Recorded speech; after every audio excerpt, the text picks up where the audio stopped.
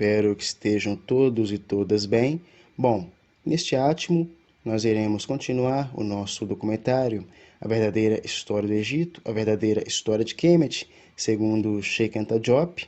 E reitero ser sine qua non que concomitantemente também se assistam aos documentários parte 1, parte 2, parte 3 e parte 4, para que se possa depreender e apreender ao máximo possível os conhecimentos que aqui serão compartilhados no documentário parte 5. Neste documentário, parte 5, nós iremos sistematizar a cronologia quemética.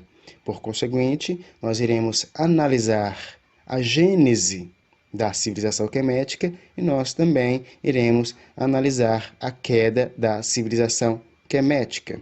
E, a posteriori, nós iremos analisar a civilização quemética depois dessas invasões. Bom, as referências dos trabalhos sistematizados neste documentário estarão no final do vídeo, tudo bem? Então, desse modo, as referências utilizadas para sistematizar esta cronologia quemética estão no final do vídeo. E as referências também das imagens que estão neste documentário também estão no final do vídeo, tudo bem? Então, desse modo, este documentário ele está totalmente referenciado e respaldado cientificamente, tudo bem? Então, todas as referências, tanto as abordagens teóricas como também as imagens, estão referenciadas no final do documentário. Tudo bem? Então, vamos iniciar o nosso documentário A Verdadeira História do Egito, A Verdadeira História de Kemet, segundo Sheikh Anta Diop. Bom, reiterando, aqui neste documentário, nós iremos sistematizar a cronologia quemética. E nos documentários anteriores, nós sistematizamos a Pedra de Palermo, também sistematizamos o Papiro de Turim e as listas reais dos monumentos. E como analisamos, esses documentos, eles foram tão mal manuseados que o que restam deles hoje são resquícios.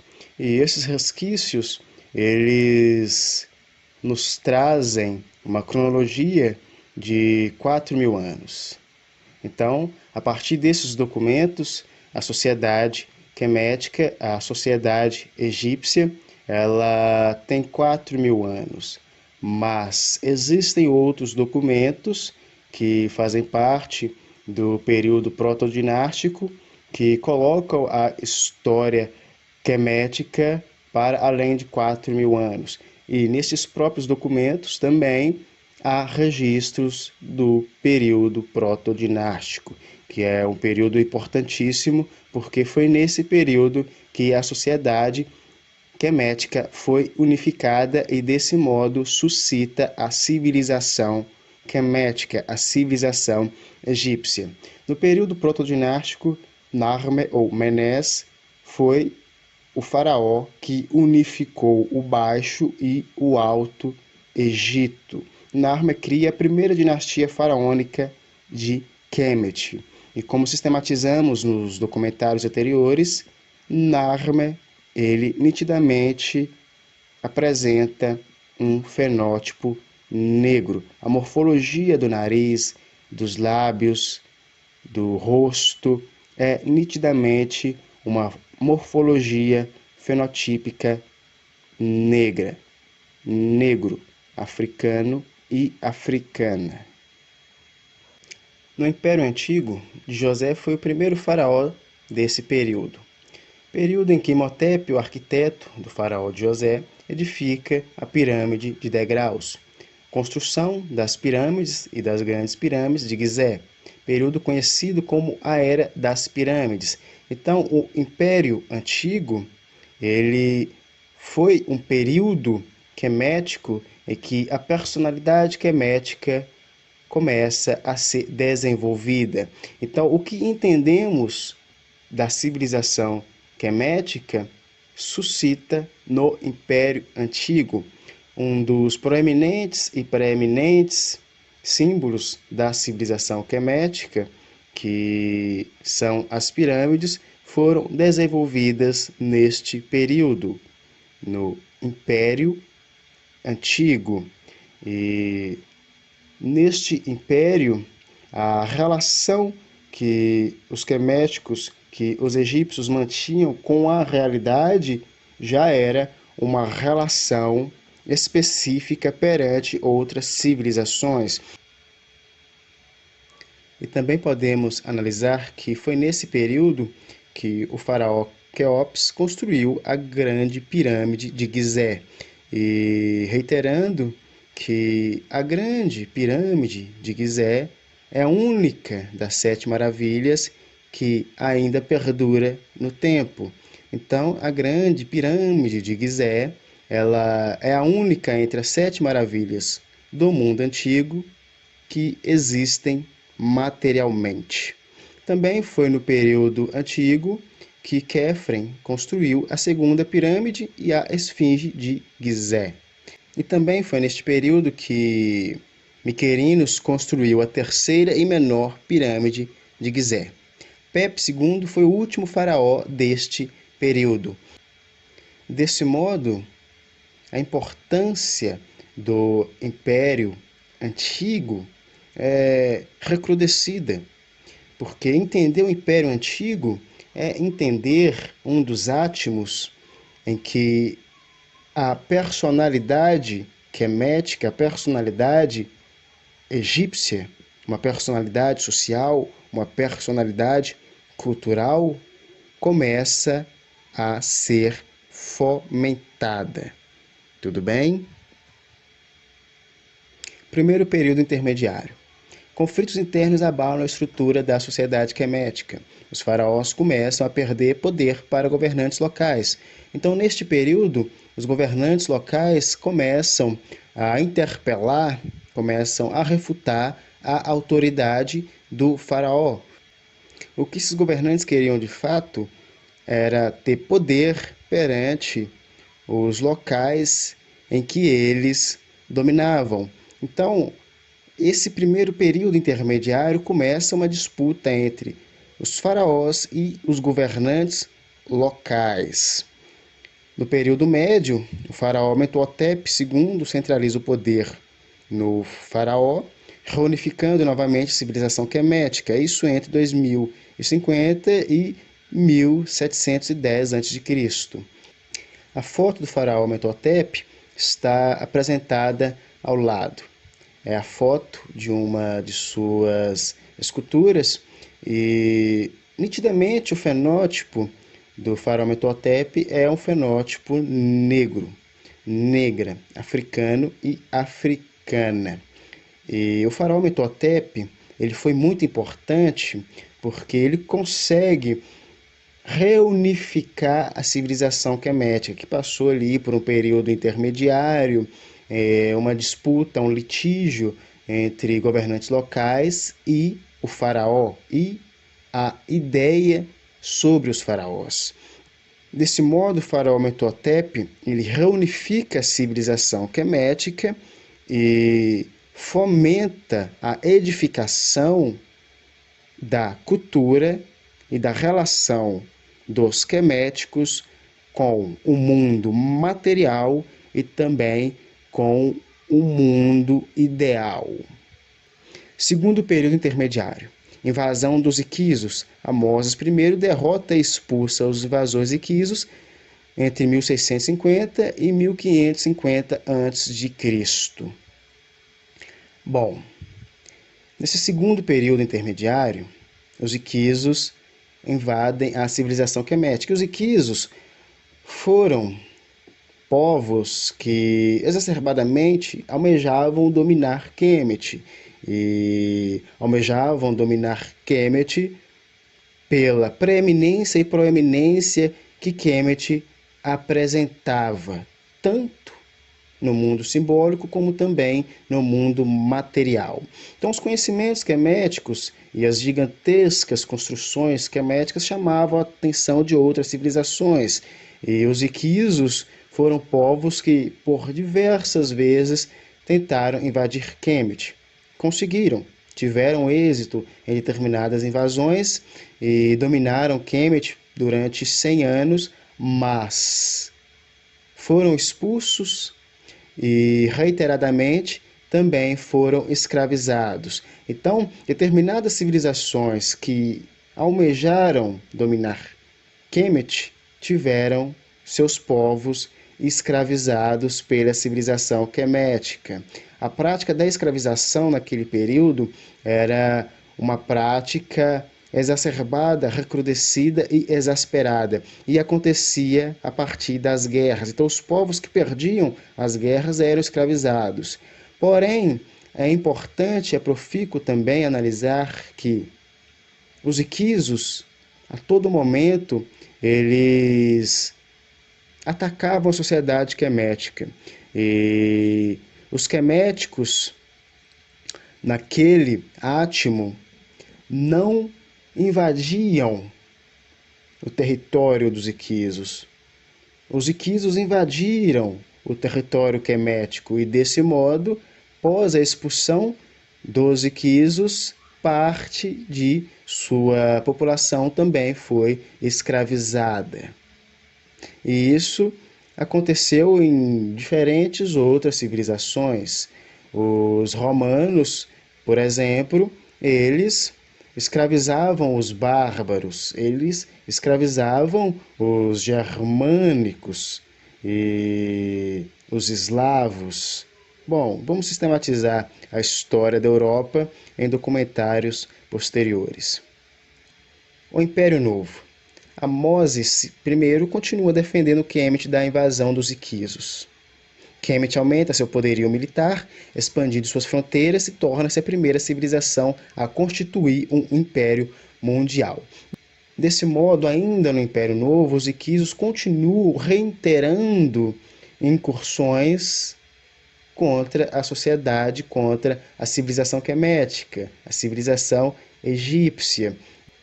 E, desse modo, o investimento que era para se defender de outras civilizações, agora começa a se tornar um investimento imperialista.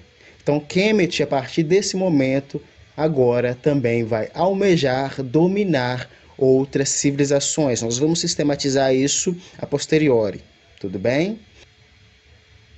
A escravização dos hebreus. Bom, os hebreus também vão almejar invadir Kemet, invadir a civilização egípcia, mas eles irão malograr. E o corolário desse malogro vai ser a escravização dos hebreus. Então, os hebreus foram escravizados porque eles almejaram dominar, invadir a civilização quemética. E a partir do malogro dessas invasões, acontece a escravização dos hebreus. Período dos faraós que usaram o nome Ramsés. Então, no Império Novo, o nome Ramsés foi utilizado por diferentes faraós, e utilizando-nos de reminiscências literárias, podemos analisar que o nome Ramsés também é muito apregoado pelos ocidentais. Então, os ocidentais, quando eles vão sistematizar um faraó, necessariamente eles sistematizam, eles colocam Ramsés como um dos faraós eminentes na civilização quemética, mas esquecem de sistematizar que Ramsés foi não apenas o nome de um faraó, mas também serviu como nome para diferentes outros faraós. Ainda no Império Novo, Amenófis IV muda seu nome para Akhenaton, em adoração a Aton, o deus representado pelo disco solar, criando assim a primeira religião monoteísta do mundo. Então, Akhenaton, que era casado com Nefertiti, inclusive há fotos de esculturas, de pinturas em que tem Akhenaton, Nefertiti e suas filhas adorando Aton, o disco solar. E hermeneuticamente sistematizando essas representações, podemos analisar que a adoração monoteísta, a adoração de um único Deus. Então, não foram, segundo Sheikh Anta Diop, os hebreus, os judeus, os primeiros a sistematizar o monoteísmo, os primeiros a sistematizar a existência apenas de um Deus, mas sim foram os queméticos, os egípcios, com Aton. E a importância de Akhenaton para a civilização quemética é exasperada, porque a partir de Akhenaton, o deus Aton, ele vai ser apresentada a civilização quemética como um único Deus e que não existiria então um outro Deus ou outros deuses. Podemos analisar ou suscitar do monoteísmo com Akhenaton, com Amenófis IV. Tudo bem? Ainda no período novo, nós temos o Tutankhamon. Então, Tutankhamon também, que é um nome muito apregoado pelos ocidentais quando vão sistematizar a civilização quemética, ele viveu no Império Novo. Ao lado nós temos a foto da escultura de Ramsés e a foto de um Vatusi. Bom, Ramsés II e um moderno Vatusi, eles apresentam determinadas semelhanças fenotípicas, quanto no cabelo, quanto no nariz, em si na morfologia. E desse modo, podemos também sistematizar que Ramsés, ele tem nitidamente o fenótipo de um africano, de uma africana, de um negro, de uma negra. Então, desse modo, um dos faraós mais apregoados pelos ocidentais, pelos europeus, foi o faraó negro, foi o faraó negra, foi um faraó africano, foi um faraó africana. Em suma, Ramsés foi um faraó que representa o povo negro, o povo negra, o continente africano, o continente africana. No terceiro período intermediário, os assírios dominam Kemet. O reino de Cush se organiza para expulsar os brancos assírios de Kemet. Os núbios vencem os brancos assírios e os expulsam. O poder fica sob a égide dos faraós da Núbia, na 25ª dinastia. Necão I havia sido colocado pelos assírios para ser faraó quemético, mas este é morto pelos faraós cuxitas. Os assírios voltam a dominar Kemet com Psamético I, mas este se revolta contra os assírios. Acontece a dominação saíta. Psamético I reunifica Kemet. Este era filho de Necão, colocado pelos assírios para ser faraó. Bom, então no terceiro período intermediário, segundo Sheikh Anta Diop, os queméticos, eles chamam os cuxitas para poderem defender seu território. Então acontece uma coalizão entre os queméticos e entre os cuxitas. E desse modo, a 25ª dinastia, ela suscita como uma dinastia dominada pelos faraós cuxitas. Ao lado nós temos a foto de esculturas egípcias que representam um batalhão de soldados sudaneses armados. E nitidamente são fenótipos negros, negras aí representados. Podemos depreender que há uma certa similaridade entre essas esculturas e também entre outras esculturas queméticas. Então, podemos depreender que o fenótipo sudanês, o fenótipo cuxita, ele é semelhante, ele é similar ao fenótipo quemético. No período aquemênida, ou persa, Nectanebo II é derrotado pelos persas em 343. Este foi o último faraó nativo de Kemet. Em 525, Kemet é dominada pelo Império Persa, sobre o poder de Cambises II, o rei da Pérsia. Cambises II se torna um dos primeiros faraós de pele clara. Nunca mais Kemet conseguiu se recuperar enquanto uma civilização independente. A dominação persa marca o fim da civilização quemética. Os queméticos começam a ser exterminados pelo genocídio e pela miscigenação. Bom, é com a dominação, é com a invasão persa que acontecerá a queda da civilização quemética. A partir dessa invasão persa, os queméticos eles não conseguirão mais se reerguerem enquanto uma civilização. E o Império Persa também foi um proeminente império na antiguidade. Ele foi fundado por Ciro II e tinha como uma de suas capitais a Babilônia. E se formos sistematizar o Império Persa na antiguidade, nós vamos depreender que este império foi um império que teve um processo de desenvolvimento diferente da civilização quemética. Os queméticos, eles construíram gigantescos monumentos. Bom, os persas também, mas nenhum chegou à altura dos monumentos queméticos, como, por exemplo, a pirâmide de Gizé, a pirâmide construída por Quéops. E, atualmente, a região a qual pertencia o Império Persa seria o Irã. Tudo bem? Então, a região hoje do Irã seria, na antiguidade, a região do Império Persa. Período macedônio ou grego.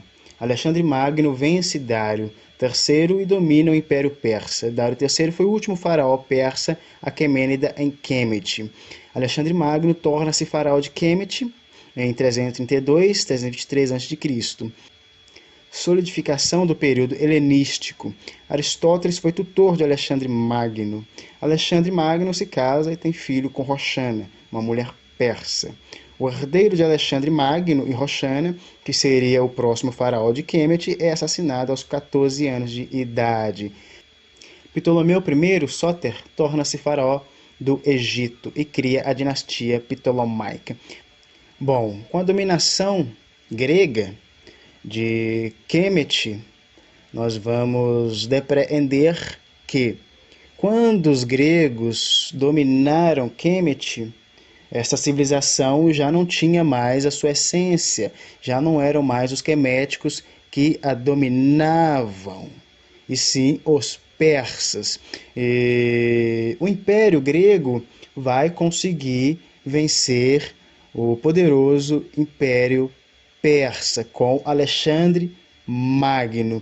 E um dos tutores de Alexandre Magno na adolescência foi Aristóteles, o famoso filósofo. E o Dr. George James vai sistematizar essa relação de Aristóteles e Alexandre Magno num livro chamado O Legado Roubado.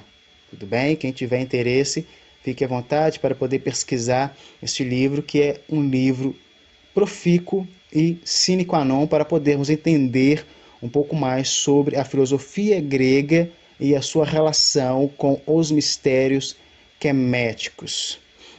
Bom, o período macedônio, então, ele vai marcar este período helenístico de Kemet, do Egito?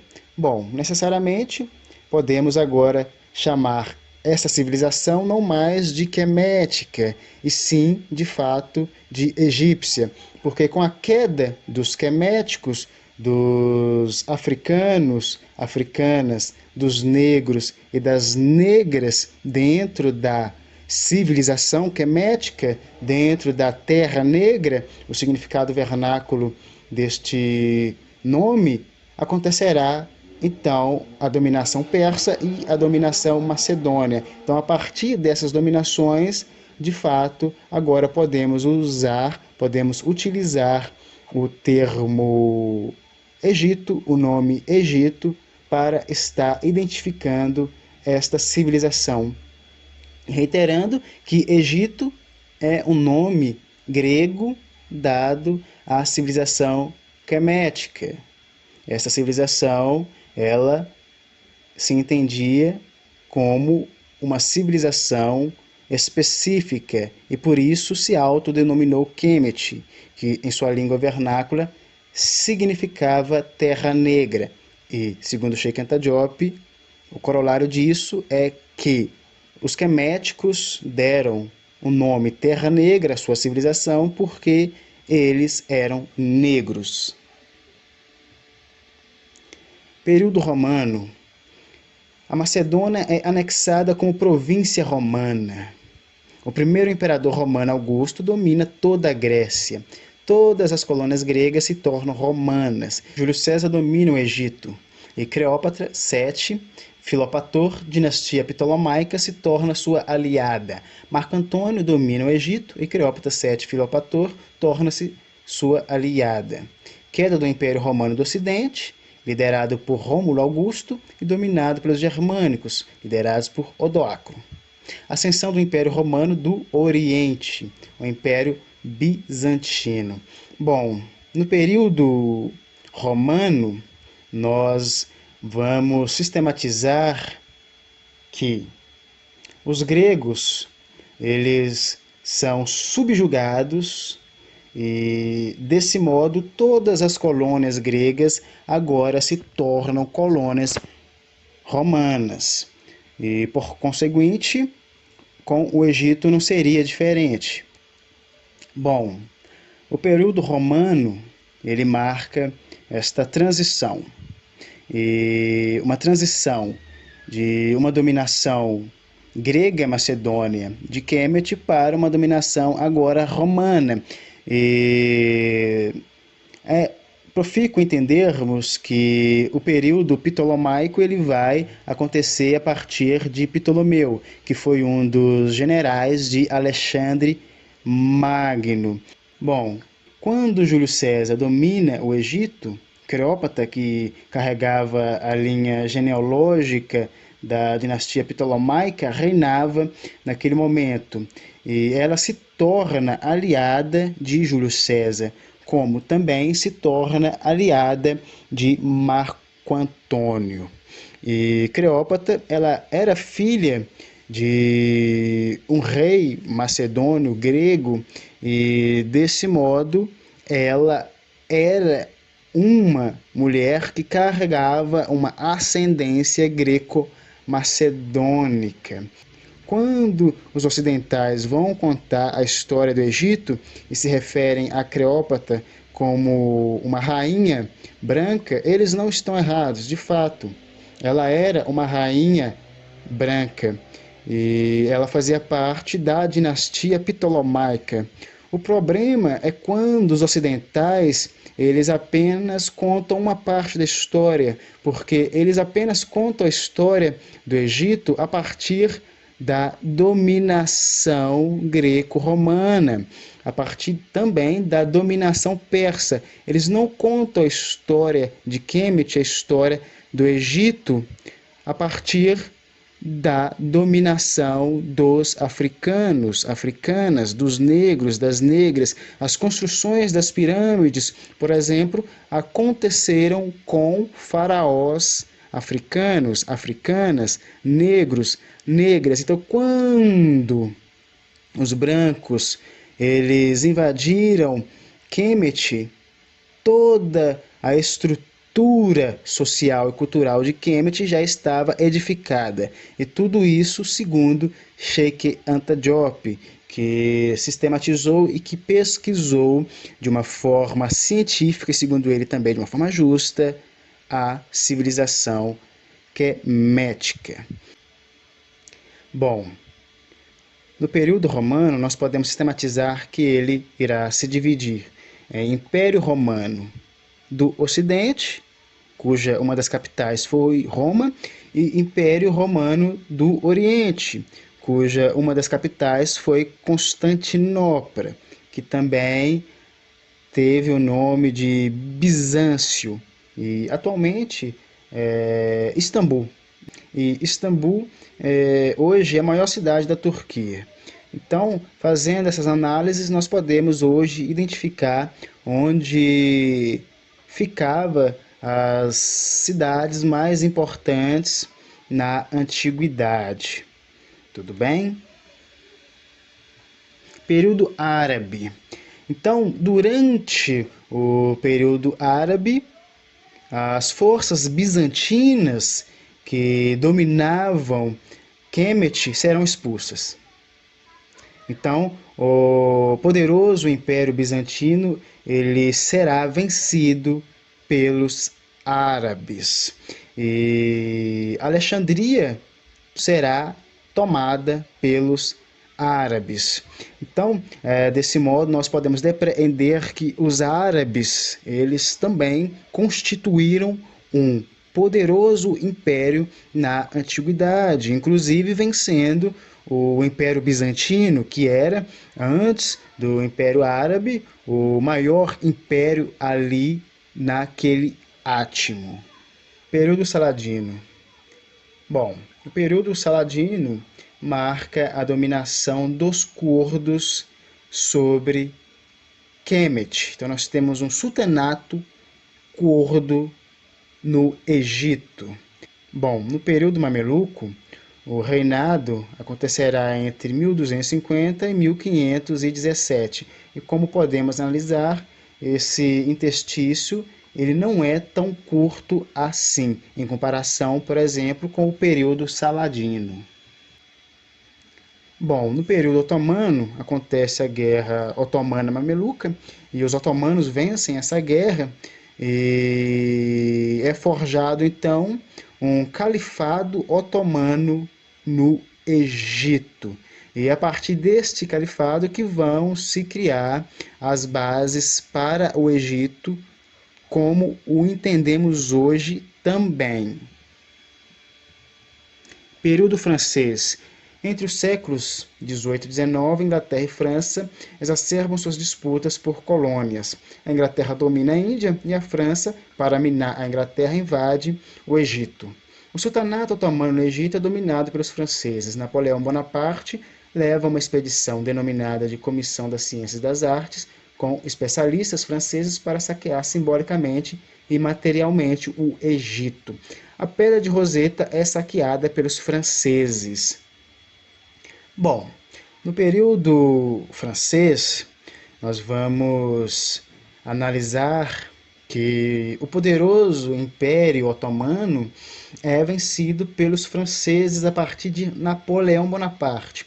E Napoleão Bonaparte ele é um dos mais famosos déspotas franceses. Entender Napoleão Bonaparte também arroga-nos de mecanismos e aparatos para podermos entender os propósitos de Napoleão no Egito. Bom, Napoleão ele teve um papel preponderante na França pós-Revolução Francesa e a relação de Napoleão com a Revolução Francesa é exacerbada, porque pós-Revolução Francesa, ou seja, pós a queda da monarquia francesa e a ascensão da burguesia, nós temos agora um litígio entre esta mesma burguesia e ainda aqueles reacionários da monarquia. Então, o que essa burguesia francesa vai fazer?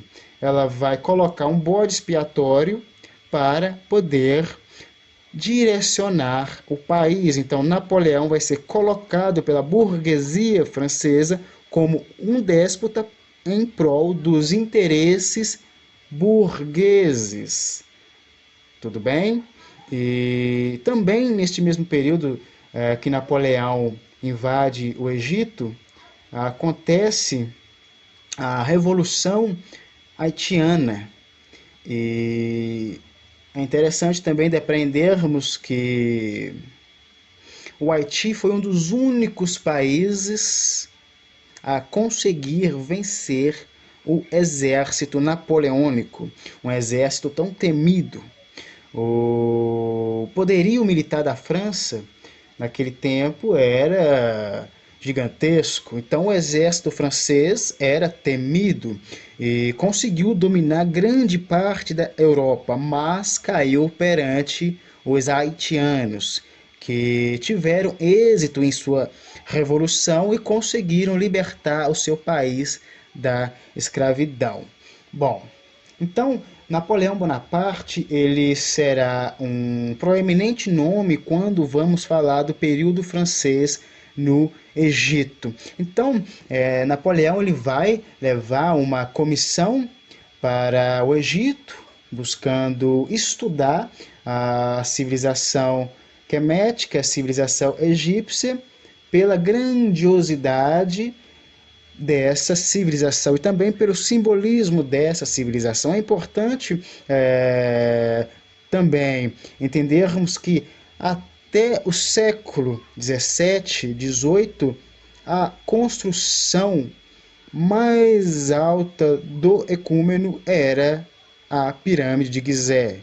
Ou seja, entre o ínterim da grandiosidade quemética com os negros, negras, africanos e africanas, os construtores das pirâmides, e o século 17 e 18, as maiores construções no ecúmeno eram queméticas, eram egípcias.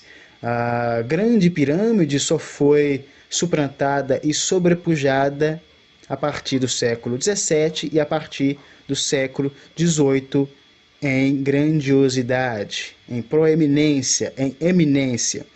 Tudo bem? E a Comissão das Ciências e das Artes que Napoleão levou para o Egito conseguiu saquear a Pedra de Roseta e, sistematizando brevemente a Pedra de Roseta, é a partir dela que os europeus conseguirão decifrar os hieróglifos queméticos. Tudo bem? Período inglês. Os franceses são vencidos pelos ingleses e expulsos do Egito. O poder inglês no Egito aumenta e os otomanos são obrigados a negociar com os ingleses. Reino Unido coloca o governo do Khedive do Egito sob sua proteção e todo o real poder passa para as mãos do cônsul-geral nomeado pela rainha Vitória. Lord Cromer se torna o primeiro controlador-geral do Egito sob a égide da rainha Vitória. A partir da vitória inglesa sobre os franceses, o Egito passa a ser dominado pelo Império Britânico. A partir de 1882, os controladores gerais britânicos eram quem controlava o Egito sob a égide do rei ou da rainha. Bom, no período inglês, nós temos que sistematizar que está acontecendo concomitantemente uma disputa por colônias. Então, os países europeus estão numa corrida em busca de colônias. Estamos sistematizando um período imperialista também. E, desse modo, os franceses serão expulsos do Egito e os otomanos eles estarão negociando com os ingleses esse poderio no Egito. E neste período, a rainha inglesa era a rainha Vitória. E essa rainha exerceu um papel político exacerbado no Egito naquele período.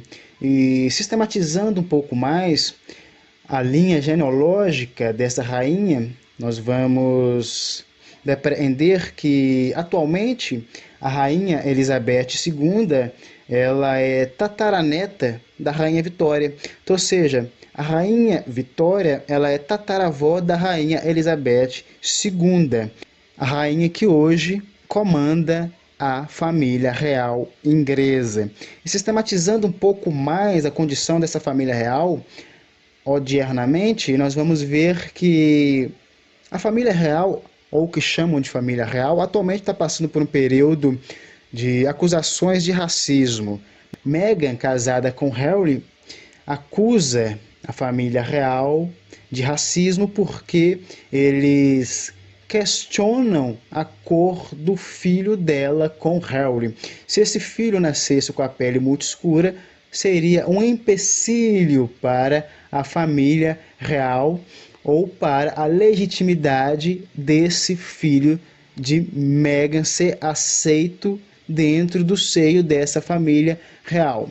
E se sistematizarmos mais a história, nós vamos ver e nós vamos depreender que o que chamam de a era vitoriana, por exemplo, é por causa da rainha Vitória, tataravó da rainha Elizabeth, que atualmente é a rainha que comanda a família real britânica. Bom, então neste período inglês, a hegemonia britânica no Egito será exacerbada e será uma hegemonia que irá buscar sugar todas as riquezas queméticas, como outros invasores dessa civilização também o fizeram. Egito atualmente.